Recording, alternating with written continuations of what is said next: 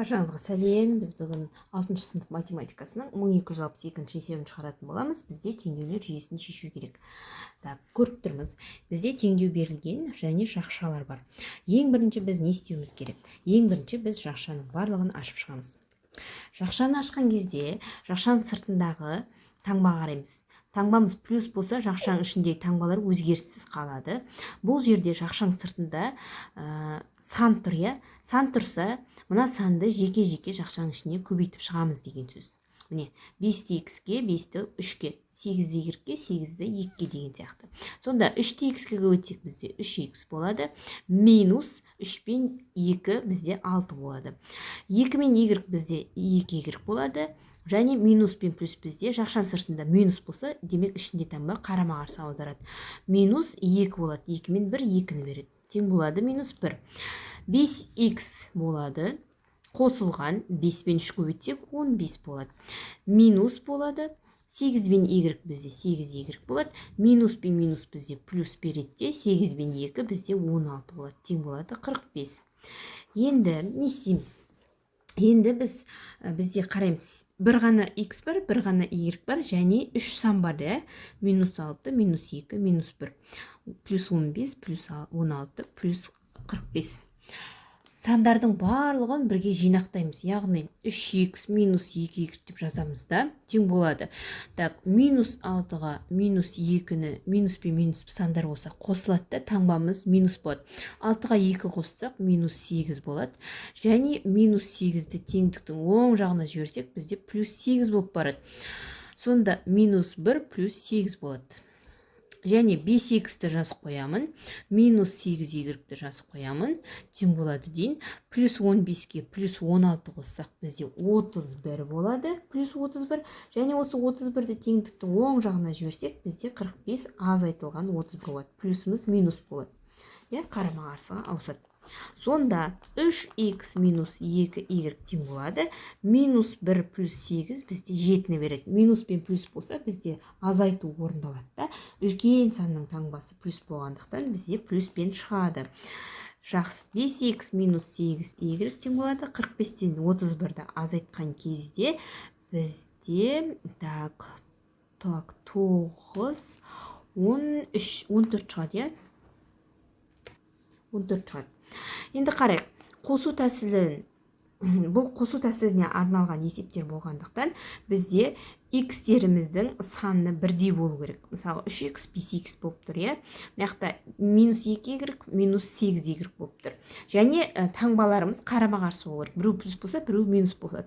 Жақсы, біз мына минус 2y-ті плюс 8y қыла аламыз, егер бұл үстіңгі теңдеуді біз минус 4-ке көбейтсек. Минус пен минус плюс береді, 4 пен 2 8 болады, мұнда плюс 8y болады.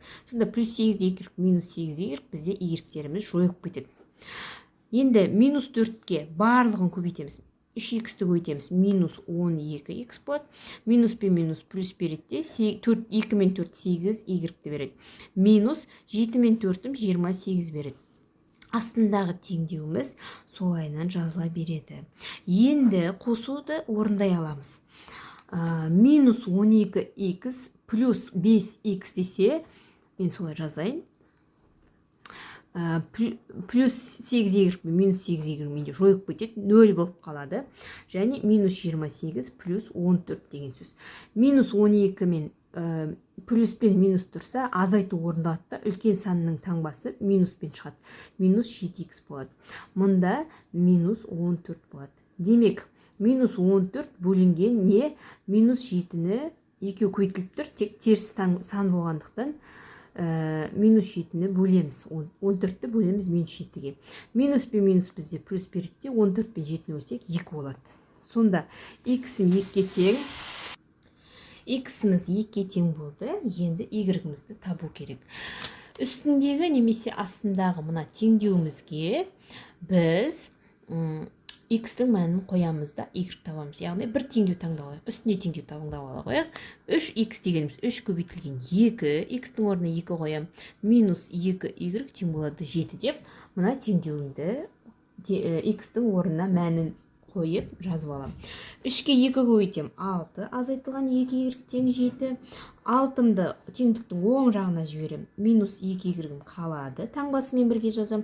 6 менде минус 6 болады. Яғни 7-тен азайтам 6-ны. Минус 2y тең болады. 7-тен 6 азайтсақ 1 болады.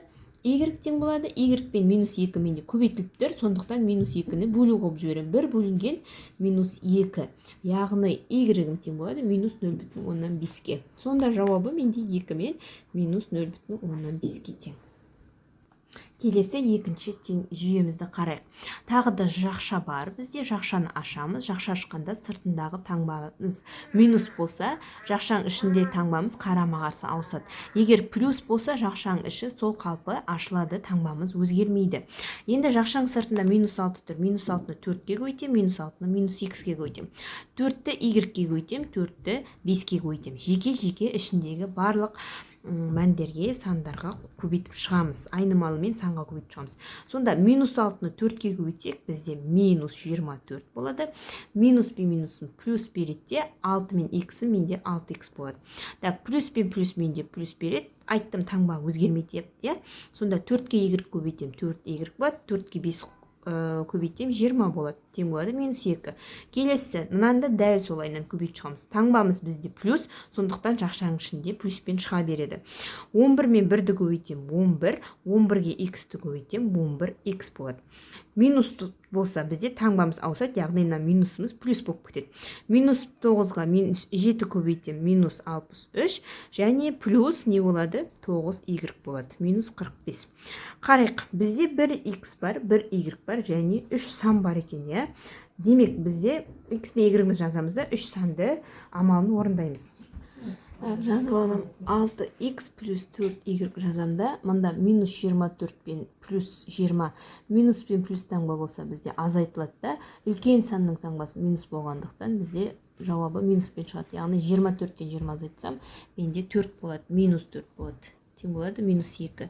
Астында дәл солай x-ін жазып қоям, плюс 9y-ін жазып қоям, 11 мен минус 63. Плюс пен минус болса азайтылады да, үлкен санның таңбасы минус болса, бізде жауабы нәтижесі минус пен шығады. Яғни 63-тен 11-ді азайтқанда бізде 52 шығады. Минус 45-ке тең. Енді мына санымызды минус 4-ті теңдіктің оң жағына жібереміз. Мына минус 52-ні оң жағына жібереміз, ол таңбамыз қарама-қарсы ауысады, плюс 4 болып барады. 6x плюс 4y тең болады минус 2 плюс 4. 11x плюс 9y тең болады минус 45 плюс 52. Енді минус пен плюс болса, бізде азайтылу орындалады да, үлкен санның таңбасы плюс болғандықтан, жауабымыз бізде плюс пен шығады. 2. Минус 45 плюс 52 тағы да азайтылады да, үлкен санның таңбасы бізде плюс болғандықтан, плюс пен шығады, 7 болады. Енді не істейміз? 6x пен 11x бар, 4y пен 9y бар. Біз деген қосу тәсілін қолданған кезде бізде мәндері де бірдей болу керек, және таңбалары қарама-қарсы болу керек. Біреу плюс, біреу минус болу керек. Так, мұнда мен 4y пен 9y-ті 36-ға келтіріп алалам. Біреуін минуспен көбейтемде, біреуін плюспен қалдыра берем. Яғни, сөйтейін, үстіне мен 9-ға көбейтем, астын мен минус 4-ке көбейте қойын. Сонда, үстіндегі теңдеудің барлығы мен 9-ға көбейтіп шығам. Сонда 9-ды 6-ға көбейтсем 54x плюс 36y тең болады 18. Барлығын 9-ға көбейттім. Астынан барлығын минус 4-ке көбейтем, демек таңбаларым қарама-қарсы аударады. Минус 44x, минус 36y және минус 28. Енді қосу тәсілін қолдана алам. Плюс 36 мен минус 36 менде жойып кетеді, 0 болып кетеді. 54 минус 44 дегенім плюс пен минус береді ғой.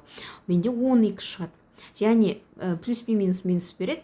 18-ден азайтам 28, менде минус 10 болады. Себебі үлкен санның таңбасы минус болыпты. Демек, x неге тең? Минус 10 бөлінген 10. Мына 10-ды ар жаққа жіберем. Сонда минус 1-ге тең. X минус 1-ге тең болса, үстіндегі, мына теңдеуді ала қойын. Үстіндегі немесе астында теңдеуімізге мына минус 1-ді x-тің орнына қоямда, y табалым. Үстінде теңдеуді ала берейін. 6 көбейтілген минус 1, қосылған 4y тең болады 2. 6-ға минус 1 көбейтсем минус 6, қосылған 4y тең болады 2.